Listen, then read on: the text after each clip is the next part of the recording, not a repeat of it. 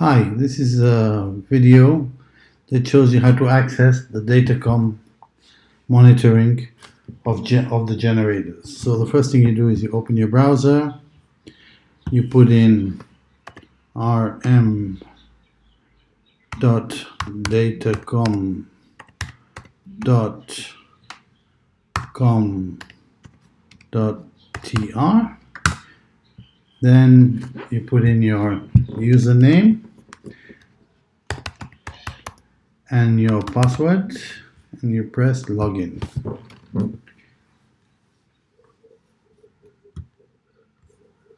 If you press it twice, you get a reminder that you're already being accessed, and you end up with your monitoring screen. So the different icons here give you what the status of each generator is. Gray being it's lost communication, green means that it's connected, yellow means that it's got an alarm, blue means that it's a standby, and red means that it's got a shutdown warning. So if we were to look at the red first and we were to click on it, we would go to show device values, and if we go to device values we can choose alarm, and we see that there's a fail to start and there's a high battery voltage. So the other information available is the summary of the mains, if the mains is connected, the generator, and the engine power. So this is the individuals, genset, mains, and what's interesting is on the engine, if you have the fuel sensor connected, you can see the fuel sensor and the quantity of fuel, and the other values for the generator. You can see the number of hours for the next service, and that's in order to see. You can also start stop from here. You can see that it's got a start but it's not working. The grid is there, so the unit has got that alarm, which is, it says that the engine has failed to start and the battery voltage is high. Now you have your zone here, all the generators. So if we were to look at this one and see if what's the values, we would see that the voltage is here, the amperage is there, the frequency, the power, the kVA. We can see the battery voltage, we can see the pressure, we can see the cooling temperature. This one also doesn't have any fuel status because the sensor is not connected, and you can see the number of days to the next service or the number of hours. Now obviously if you have, let's say this one is telling you that the battery voltage is high, so let's go back. Then we can go to show device analysis, and we can choose, let's say we want to see from the 1st of January what is the battery voltage, what it's been doing. So then we can go here and we can look up battery voltage. So we look here, let's try this one, engine battery voltage.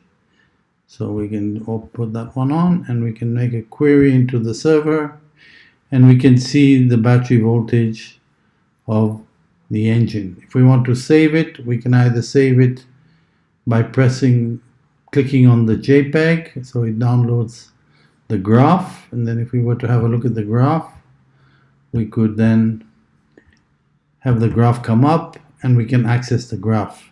But the values, you don't get independent point values when you keep the graph. If you want to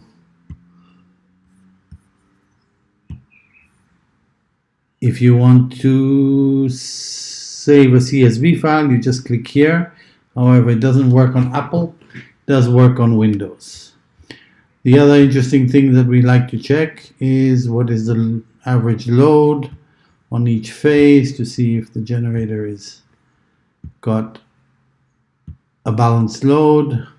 So we just choose the parameters and we get. So on this generator, for instance, we can see that only 2 phases are being used and 1 phase is not being used. So obviously this generator is not being run efficiently.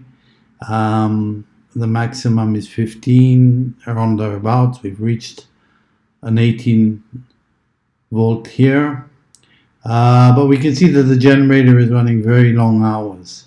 Okay, we have a break here, so probably that means that we lost data communication between the 19th and the 23rd, and it came back. Here we have a complete drop and probably a power failure start. So that gives you an idea. So the various parameters you can choose are all here. We could, let's say we wanted to just look at the coolant temperature to see if we had any overheat at any time. So we go back up and then we choose the coolant temperature and then we click again. And we can see the coolant temperature just about is in the right area. However, we can see that the temperature has been running low, which probably indicates that the thermostat has been taken out and the engine is not really running properly because they pulled out the thermostat, probably to try and solve their overheating issues if they've had one. We'll try and find one with the fuel status. So let's go back, and here we have an alarm, so we can maybe have a look at it.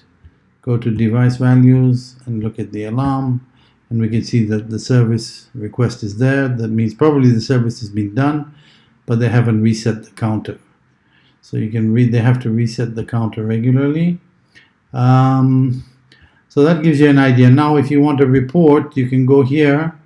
You can get the alarms, so you have all the alarms that the unit during from the 3rd. So this would be in the month of March where the alarms are there. So you can see the alarms every day, what's on your network. The other interesting thing is to check if you go to General Report, you choose the date that you want. So let's say from the beginning of the month. So if we have the beginning of the month, and then we choose the parameter that we want.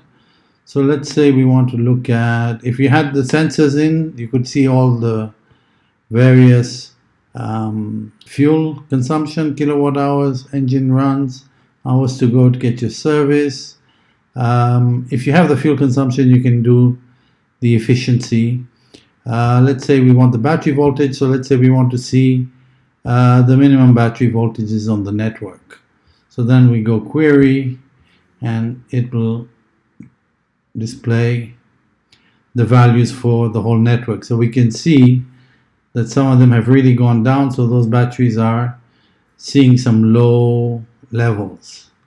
If we wanted to see the maximum, we could then query this thing, the server, for all the maximum voltages. So we can see that some of them, most of them have got, okay, here we have a 16 one. So that probably means that the alternator's got an issue, and it helps us to analyze potential problems that will show up. The key element here, and you can see if you have your maintenance, you can see the last maintenance intervals. So we can go here and we can pull all the maintenance. Now obviously there are values that are erroneous. That means that they haven't really reset those values.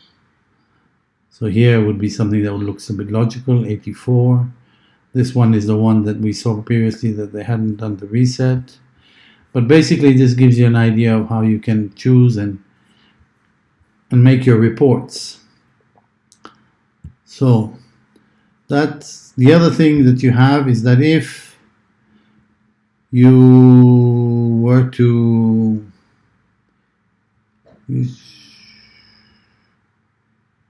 you can also ask for particular algorithms that you want. You have a language facility you can choose. Here you can then look for site IDs, whatever, any of the information that's been put on the unit. So if we were to say choose this one, and we go to device values, we have all the regular, I'm trying to find for you one that has a fuel. There is one unit that has a fuel, I think it's this one. So if we go to device values, we can see on the engine, this one has got 140 liters, it's full. So ultimately, if I wanted to have a look at the consumption on this one, I could go here, and then I would choose the date from the first, and I would choose the fuel status. So I would then, I could see, okay, you can see that the value is fixed, so that means that this has not been correctly programmed. Well, this is a video to help you understand how to navigate and what you can do with this system. Thank you.